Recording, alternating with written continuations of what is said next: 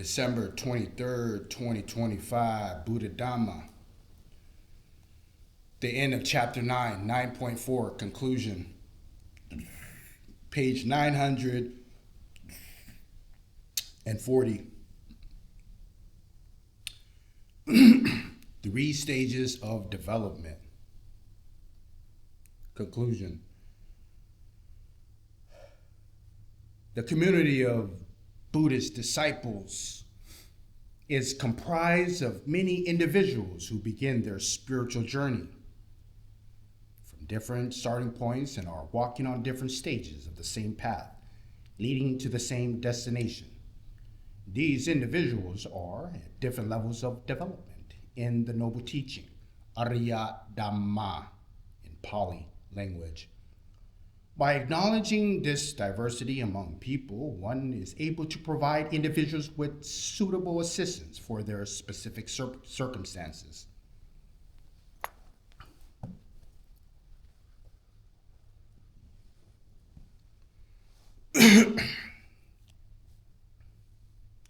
In relation to the subject of divine beings, this journey or development consists of three stages. The stage of a dependence on and solicitation to divine beings. Second, a friendly coexistence with divine beings. And third, a receiving of honor and veneration from divine beings. Level 1 can be considered as a pre-developmental stage. Level 2 signals the beginning stage of joining a Buddhist or a noble community, Sangha. And level 3 is the stage of development of a person who has reached the goal of Buddhism. Now, it is good to note the respect for the devas or the devatas, divine beings. Thai Buddhists in the past who believed in devas or devatas would inform the devas or the guardian spirits before acting in a way that might trouble them. This behavior can be taken as evidence for an adoption from a prohibition of devas by the Brahmins to a Buddhist way of practice. It seems, however, that the protection of the devas is proliferating in Thai culture. Despite the warning by Buddhist leaders to abandon this behavior, this probably results from not knowing the proper relationship to devas as taught in Buddhism. Consequently, the two factors of those who believe in devas and those who deny the existence of devas emerge in disputes. Despite these disputes, there are always those who maintain their beliefs in devas and those who speculate about the beliefs in devas. These believers often do not know any way to behave towards the divine and other things through their supplication. To be called a Buddhist, one must pass beyond the stage of the reliance on devas to the stage of a friendly coexistence. One will then conduct one's life by making effort based on reason, judgment. One ceases relating to devas as powerful beings who need to be petitioned and flattered. And instead, one considers devas as virtuous companions with whom one should maintain mutual kindness and respect. In this respect, humans and devas should not overly associate with one another, interfere in others' affairs, or conspire together to cause harm to anyone. In regard to psychic powers, including sacred or occult powers, spiritual development also consists of three stages: dependence, development of psychic power, and complete freedom. The first stage consists of fascination in and reliance on external supernatural powers. A person at this stage wastes time and effort and lacks reasoned judgment. This stage can be considered pre-developmental or ignoble. The second stage consists of developing the ability to master psychic powers. These powers are used to support wholesome actions, for example, by helping people who are in danger. to assist in the miracle of instruction. At this second stage, auspicious and sacred objects are used to provide encouragement and reassurance. They act as reminders, strengthening people's resolve to perform good actions and increasing self-confidence. Although one can say that this stage is the beginning of a Buddhist way of life, the Buddha did not promote the development of psychic powers because it can easily drag one back to the first stage.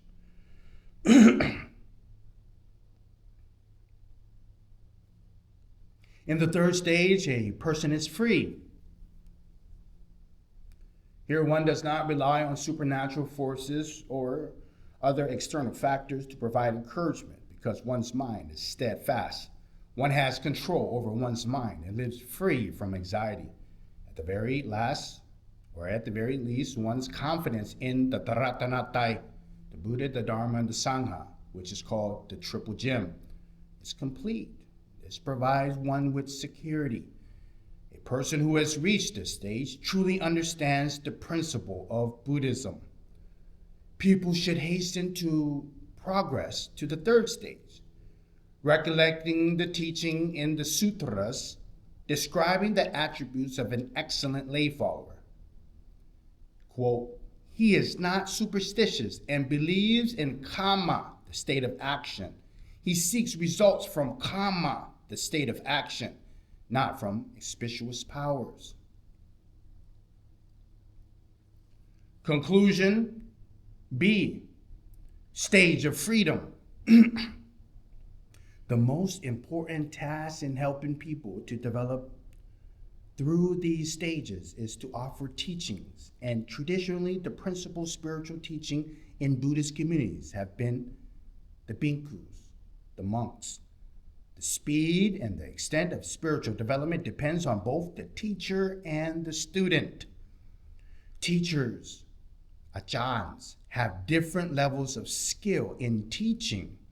Likewise, students' capabilities and spiritual faculties vary. The aim of teaching is for people to reach the third stage of freedom.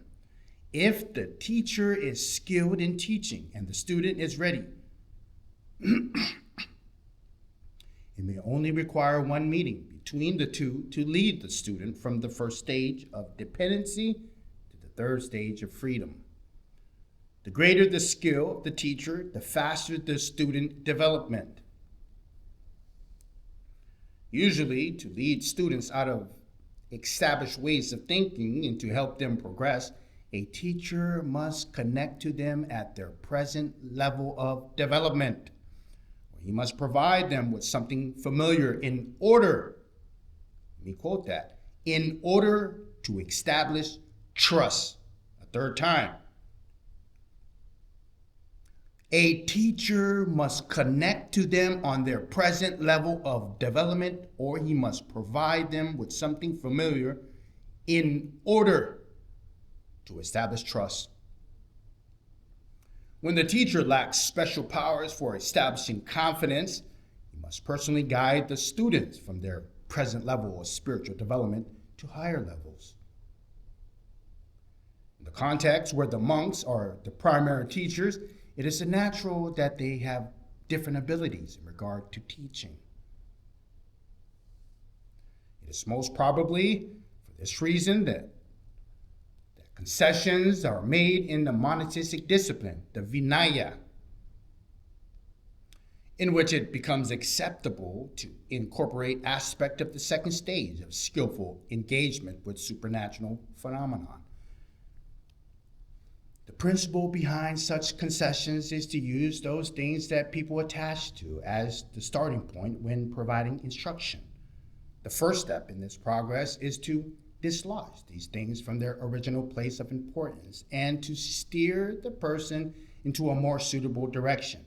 At the same time, these things can be used constructively as ways to spark interest in people while leading them to eventually pass beyond them. This way of practice is evident in the training rule laid down by Gautama Buddha himself concerning stepping on ceremonial cloth. At one time, Prince Bodhi by the full name Prince Boti Raja Kumara, had just finished building a palace and invited Gautama Buddha along with the community of monks, the Sangha, to have a meal there. The prince ordered that white cloth be spread on the first step of the stairway leading into the palace. When Gautama Buddha arrived, he refrained from stepping on the cloth, and consequently the prince had the cloth removed, after which Gautama Buddha entered. Later, the Gautama Buddha laid down a rule forbidding monks from stepping on such cloth.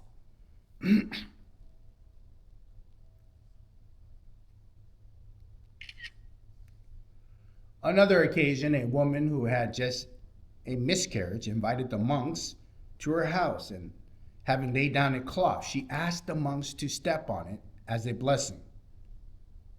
The monks, however, refused to do so. The woman was upset and publicly criticized the monks.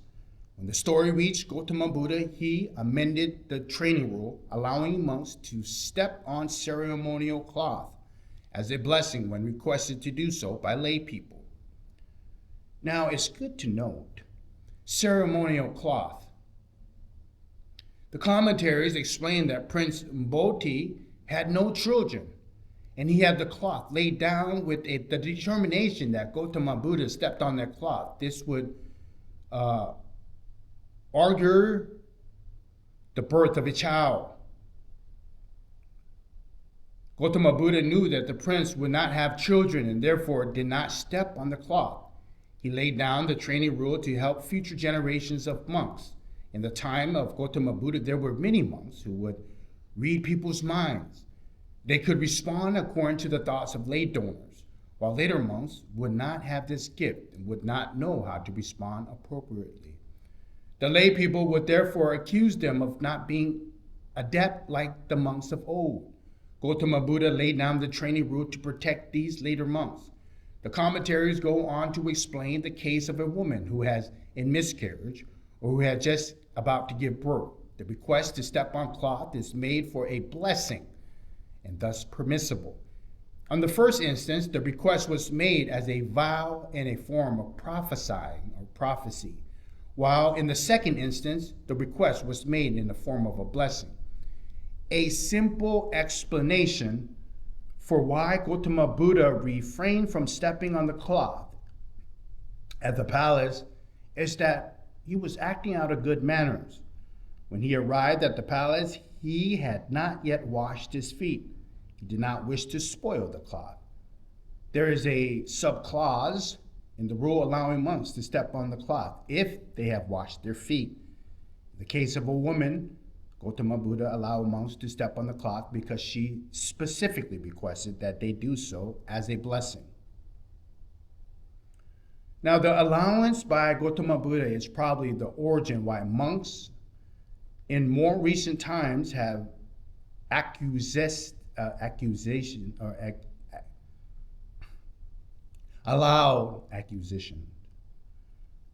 allowed to request by lay people to perform auspicious ceremonies, produce amulets, and engage with other sacred objects. To the extent in some periods of time this involvement seems to have excluded what is appropriate.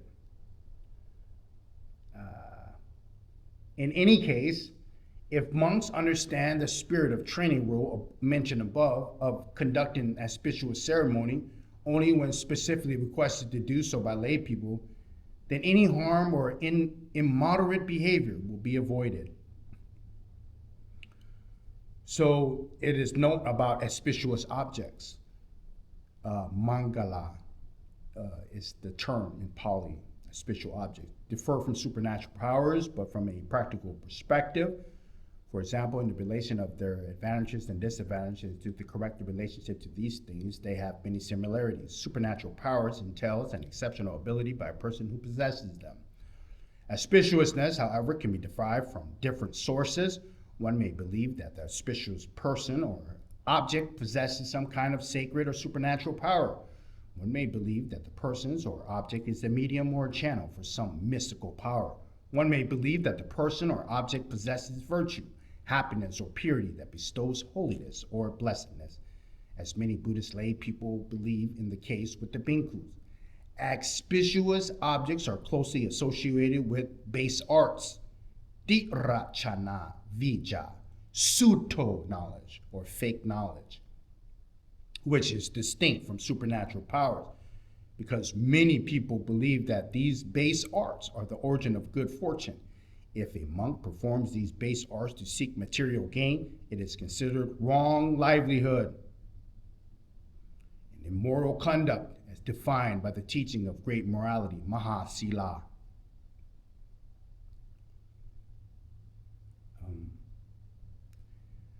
Similar concessions can be made in relation to the divine beings. The second stage of development can be incorporated by allowing Buddhists to honor devatas, especially in the context of society in which devas are traditionally worshipped. Even oblations to devas is supported in the sutras. With the stipulation with these offerings are given out of kindness or with a sense of service, not as supplication or with a wish for reward. When one goes to live in a new place, one should first offer support to those virtuous people in the surrounding area. Then establish the mind in generosity, sharing whatever merit one has accrued. And the local celestial beings, having received this tribute, the devas will respond with kindness. Whatever devatas there are who receive this offering of respect, they will respect him in turn. Having received honor from him, they will likewise honor him. They care for him as a mother cares for her child. In any case, the kindness reciprocated by the devas is unsolicited. The person who offers respects need not petition for it. Our duty is simply to establish a heart of kindness and share whatever goodness we have with others. Someone who understands this principle would think of the devas with benevolence. When one performs meritorious deeds, one shares this merit with them. There is no harm in this behavior. It will merely enhance the quality of mind and spread goodness and peace throughout the world.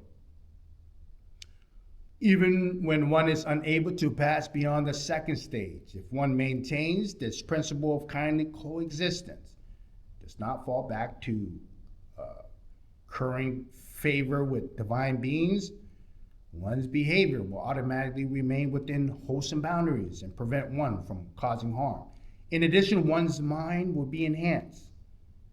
Conclusion C, proper relationship to the supernatural. In sum, the Buddhist way of practice in relation to supernatural powers, divine beings, and auspiciousness phenomenon, or auspicious phenomena, is not complicated. If one's behavior is in line with the Dhamma, then one can conduct one's life normally. In Thai society, it is common to hear about divine beings, sacred objects, and miracles. One may wonder whether these things exist or not, and if they exist, how would one relate to them? In this context, one should develop self-confidence. Stop fretting about these questions and undertake the practice that is correct in all circumstances, a practice that can be perfected in one's own mind. In relation to divine beings, one should act with kindness, goodwill, and respect. One should develop gentleness, wishing that all beings, include devatas or devas,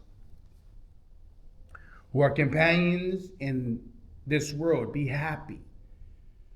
In society, one meets both kinds of people, those who believe in and rely on devas, and those who disbelieve and look down with contempt on both devas and those who believe in them. Members of both factions are often in conflict with one another. If one has the opportunity, one should encourage members of both groups to find a middle ground of expressing kindness both to devas and to each other. While engaging in personal activities, one should make the utmost effort to act in accord with the law of cause and effect. If one is still concerned about divine assistance, one may consider that if one possesses sufficient goodness, and if virtuous and benevolent devas do indeed exist, then one may leave such assistance up to them. The deva themselves will decide and act on their own initiative. For one's own part, one performs one's duties to the best of one's ability, to the extent that one's mindfulness and wisdom permits. One thus grows in wisdom and virtue so that one reaches the third stage of development, at which stage one reaches complete freedom and is worthy of the Devada's verdination. Rather than acting virtuously with the express wish that devas will revere us, or taking up any unyielding stance in the relation to devas, which is a form of conceit, we should go do good for our own sake, for our own reasons. The ensuring respect is up to the devas to show their own volition, because devas possess virtuous quality of respecting goodness in others. As for iti, psychic powers, and auspicious powers, mangala, we should maintain the same attitude, the only difference being to change the response of kindness to a personal proficiency in such powers. The initial psychic powers, iti, that we should develop are perseverance and reasoned discernment, which lead to fulfillment of our responsibility. Similarly, the auspicious powers we should develop are those virtues and skills which enhance our lives and lead to the peace and happiness. Monks, who are not normally the spiritual leaders in a Buddhist community, should be very cautious when dealing with supernatural phenomenon. Those monks who are proficient in teaching may be able to lead people to higher levels of spiritual development quickly. But some monks, although they teach people to abandon their former beliefs, stop at this point and do not teach them how to give rise to wisdom and to see the path ahead. These people then have neither faith nor wisdom and drift around aimlessly, a risk both to themselves and to society. These monks, who are not adept at teaching and who are people's attachment to supernatural phenomenon, are a starting point for instruction, should be aware of several points.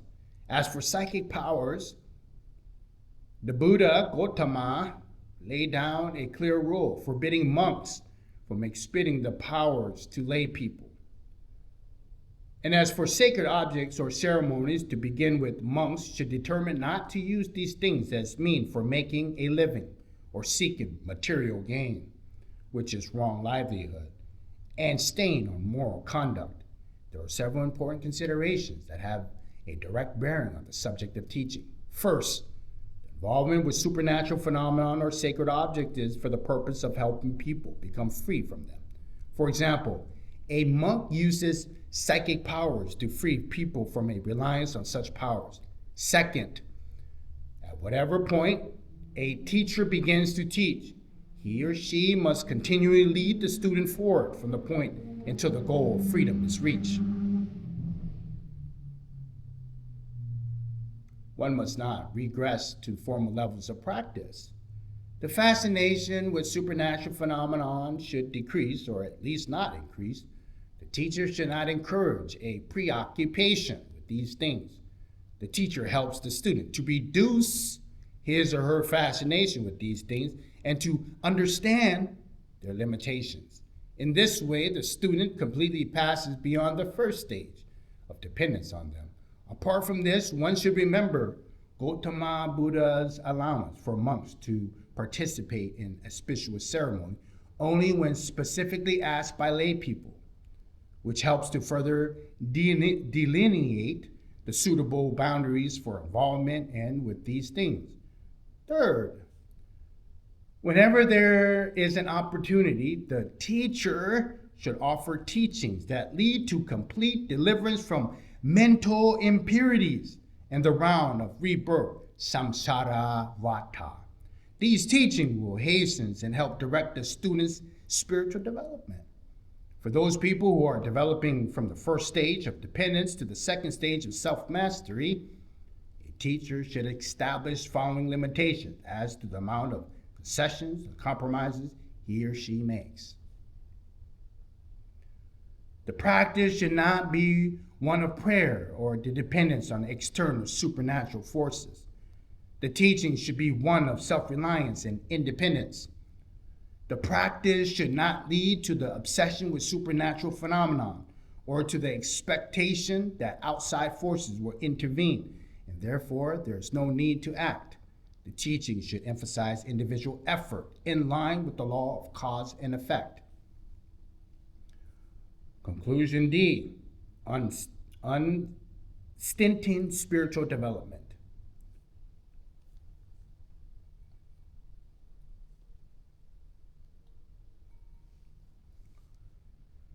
When these limitations on teachings have been set down, the way of practice regarding supernatural phenomena can be outlined as follows. It is permissible to become involved with supernatural phenomena, including sacred object and spiritual ceremony, but one gives them a new meaning. One enables people to develop power within themselves. Dhamma iti, spiritual power. Arya iti, noble power.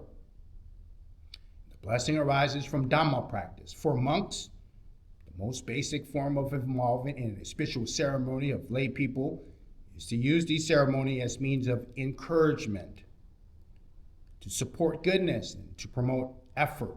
Supernatural phenomena should not interfere in making of wise and reasonable effort. The relationship to divine beings is one of friendly coexistence. Concessions are made to allow making offerings to devas in the sense of offering respect or assistance, not as a petition offering, a supplication, or a request for favors. The more concession one makes in this area of supernatural phenomenon, the more important it is to be cautious. Lay Buddhists should especially take care in this regard. Monks should continually remind the lay community of hazards of attaching to these things, because due to the busyness of their lives, the laities have less opportunity to be immersed in the Dhamma teaching and can be easily led astray. Every individual engaged in Dhamma practice should be aware that he or she is still in the developmental stages of spiritual practice. At any given time, one should remember at what stage one presently is. One should reflect in this way. Even if this current time I am still captivated by the subject of devas and blessings, I hope that one day I reach the stage of complete freedom. In a nutshell, one should reflect, I must progress, not stagnate. The word progress or progress has a special importance for the initial stage of Buddhist practice. Because there's always the risk of falling away from the Buddhist community and reverting back to ignoble ways. At this initial stage, there are many things that are shared between the Buddhist way of practice and the teaching of pre-Buddhist religions. In some cases, as in cases of auspiciousness, spiritual offerings, these things are essentially the same. The difference lies only in the guidelines governing interaction with these things and range of application. If one is careless and forgets the proper relationship to supernatural phenomenon, one may easily revert back to contrary positions and fall away from the true Buddhist community. I fear this is the case for many people.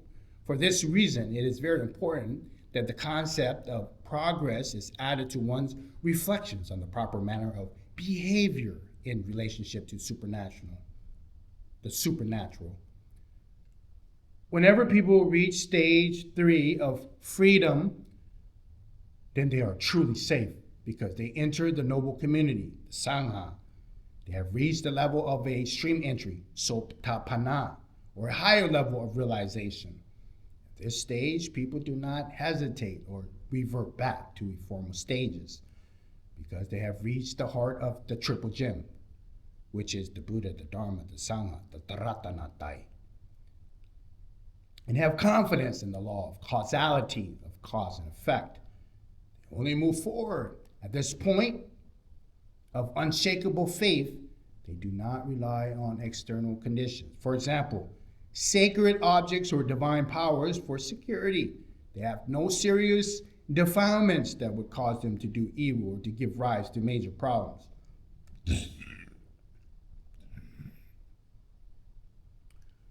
They have experienced a refined happiness that springs from inner peace and establishes them from faultless conduct. These excellent qualities of virtue, joy, and freedom, from which, impervious to the external influences, induce the devas to honor and pay respect to these individuals and engender a life of blessings. Supreme blessings abide within these noble beings. Of all living beings, humans have the greatest aptitude for being trained. They are able to train their bodies and their minds, are able to accomplish the most refined, elaborate, and astonishing things. To waste time expecting assistance from supernatural or divine powers is heedless and neglectful behavior, apamado, allowing one's human potential to slip away in vain.